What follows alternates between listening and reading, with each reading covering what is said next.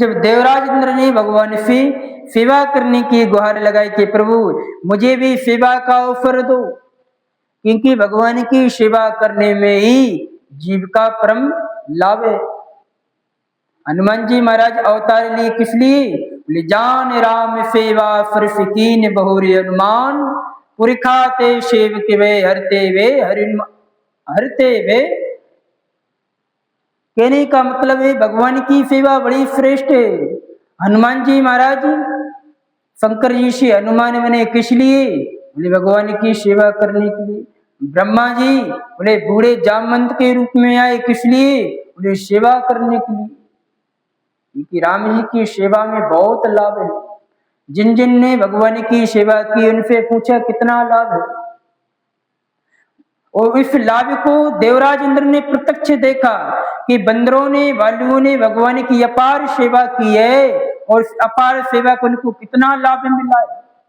तो देवराज इंद्र भी भगवान से कह रहा कि प्रभु मुझे भी सेवा की आज्ञा करो, मुझे भी सेवा प्रदान करो, मैं सेवा करने के लिए तैयार हूं, आप आज्ञावश करें। देवराज इंद्र के दीन भरे वचनों को सुनकर दीनदयाल भगवान प्रसन्न हो गए, और देवराज इंद्र से कहते हैं सुने सुरपति कपि भालु हमारे, परे भूमि निश्चर निज मारे, ममहित लाग तजे निप्राणा, सकल जियाओ फुरे से सुजाना। भगवान की करुणा देखो, देवराज इंद्र सेवा मांग रहा, भगवान अपनी सेवा नहीं दे रहे, किसकी दे रहे? बोले बंदरों की सेवा दे रहे, बंदरों की सेवा करो। ये भगवान की करुणा है। किसकी करवा रहे? देवराज इंद्र से कह रहे हे सुरपति, युद्ध भूमि में जो पड़े हुए बानर लोग हैं ये हमारे बानर हैं। ममहित लाग तजे इन प्राणा, हमारे लिए इन्होंने अपने अपने प्राणों को युद्ध में छावर कर दिया, ये हमारे बानर हैं। सकल जियाओ सुरेश सुजाना, हे सुजान, हे देवराज इंद्र, इन बंदरों को आप जिलाओ। भगवान ने अपनी सेवा नहीं करवाई, क्योंकि भगवान अपनी सेवा कराने से प्रसन्न नहीं होते। बोले मानत सुख सेवक शिविकाई, सेवक वैर वैर अधिकाई। भक्तों की सेवा करने से भगवान सहज में प्रसन्न होते। अगर भक्तों की सेवा करें तो भगवान प्रसन्न होते हैं, भगवान की सेवा करें तो भक्त प्रसन्न होते हैं। यही सिद्धांत है। मानत सुख सेवक शिविकाई, सेवक अगर सेवक को कोई सुखी करता है तो स्वामी सुखी हो रहा है। अगर कोई सेवक का अपराध करता है तो भगवान नाराज हो जाते हैं। जो अपराध भगत करे करही, राम रोष पावक फोजरही। और कोई भगवान का कितना भी अपराध करते, भगवान अपने अपराध पर कभी नाराज नहीं होते। निज अपराध रिसाए न काहू, अपने अपराध अपने ऊपर अपराध करने वाले अपराधी को राम जी क्षमा कर देते हैं, लेकिन भक्त का अपराध करने वाले को राम जी कभी नहीं छोड़ते। इसी तरह से अपनी सेवा जो राम जी की सेवा करते उस पर इतनी कृपा नहीं करते, लेकिन अगर उनके भक्ति की कोई सेवा करता तो उस पर भगवान सहज प्रसन्न हो जाते।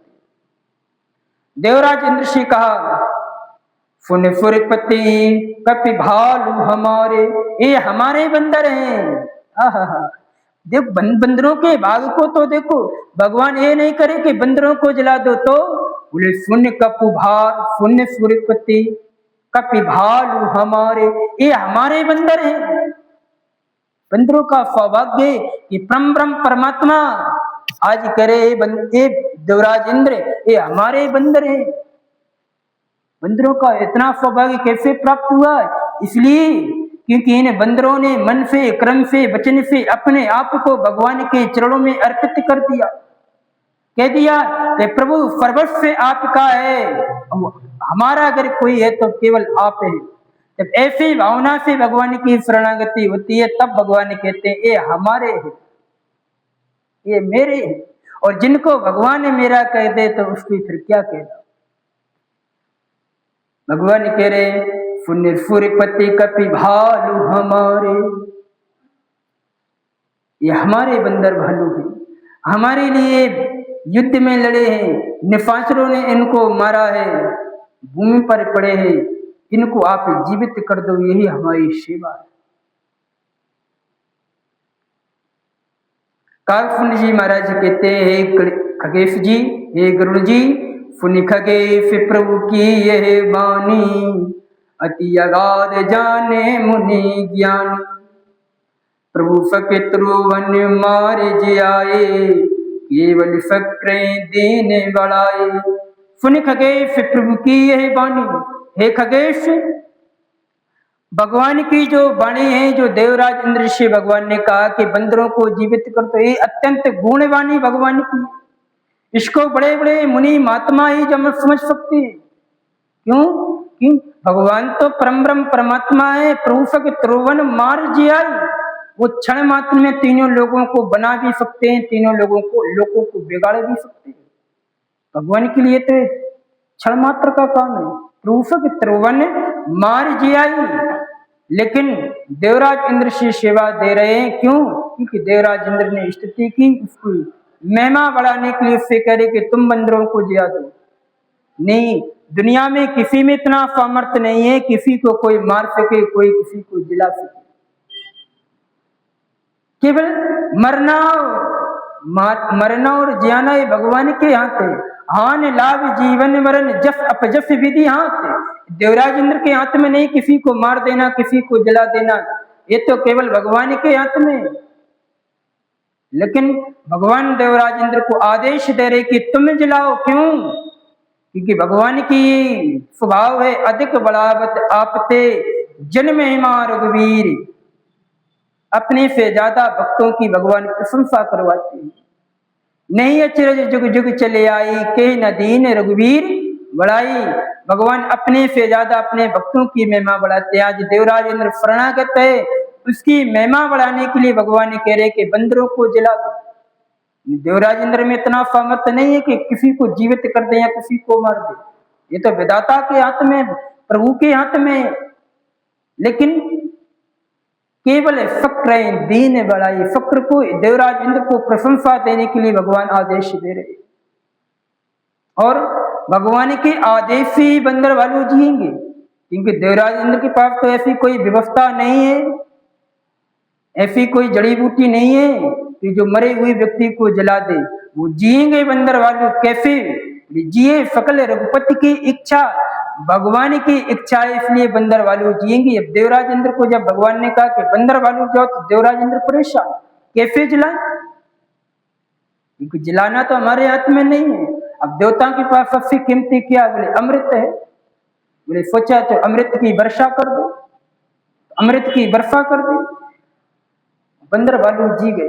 किसी भगवान शिव से पार्वती मैया ने कहा कि देवराज इंद्र ने अमृत की वर्षा की, क्या अमृत की वर्षा से देवता लोग थे, बंदर लोग जीवित हो गए?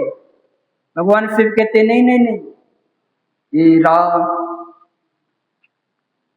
कपि और रीछा, जिये सकल रघुपति की इच्छा। खुदा की दृष्टि से बंदर भालू जीवित नहीं हुई। बोले तो? बोले राम जी की इच्छा से बंदर भालू जीवित हुई। क्योंकि खुदा में भी इतना सामर्थ्य नहीं है कि मरे हुए को भी जीवित कर। गोस्वामी जी महाराज बालकांड में कहते, मुदा करे का सुधा तड़ागा, धनुष्य के प्रसंग में कह रहे,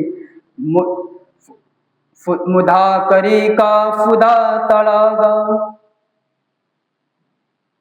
मरे हुए व्यक्ति को अमृत का तालाब भी जीवित नहीं कर सकता। तो सिद्धांत ये, मरे हुए की अमृत नहीं जिला सकता, लेकिन यहाँ अमृत बरसने से बंदर लोग जी गए। इसका कारण है जिए सकल रघुपति की इच्छा, भगवान की इच्छा से सब बानर लोग जीवित हो गए। सभी बानर लोग भगवान की जय जयकार कर रहे हैं। अभी और भी भगवान शिव अभी स्तुति करने के लिए आएंगे। अब इस चर्चा को हम लोग कल श्रवण करेंगे। बोलिए श्री सीतारामचंद्र